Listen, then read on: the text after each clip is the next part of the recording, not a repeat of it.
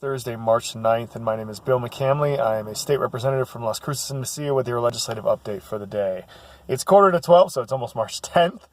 We just got off the floor. These nights are getting pretty long, but there's 3 or 4 things I wanted to talk to you about today. So for me, it was actually a good day legislatively. I got 2 bills passed through Senate committees, which anyone who knows anything about the legislature knows that when you get bills passed through committees on the other side of the legislature, it's a good day. And so I had a bill that modifies the job training incentive program to allow for some more flexibility for high wage jobs to try to attract more companies that pay higher wages here to New Mexico. That got through its first committee in the Senate.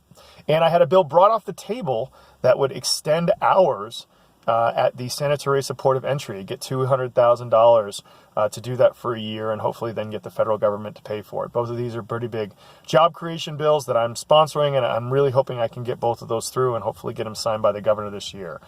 Speaking of the governor did veto a bill that would allow for some flexibility for teachers with sick days.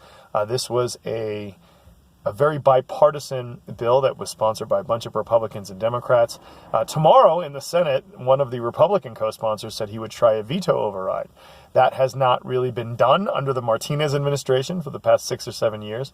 So that'll be an interesting proposition tomorrow.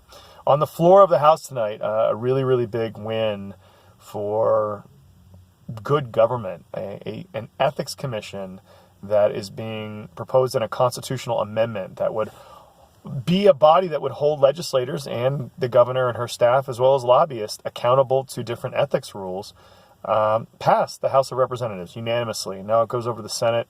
I'm a co-sponsor on this. I think it's really important, as there's a huge gap in trust between people and the government right now. And the more we can do to create separate bodies of accountability for ourselves, the more I think we try to get that trust back. So nights and days are getting really long here. I've been working a lot on tax policy today, trying to find ways of getting the revenue that we need to not cut education further. That's been a big deal, and it's something that I refuse to do, along with some other folks up here. So that's what we're talking about. As always, if you have questions, comments, or concerns on these or any other issues, love to hear from you, and I hope everyone's having a great night. Be back at you tomorrow. Bye.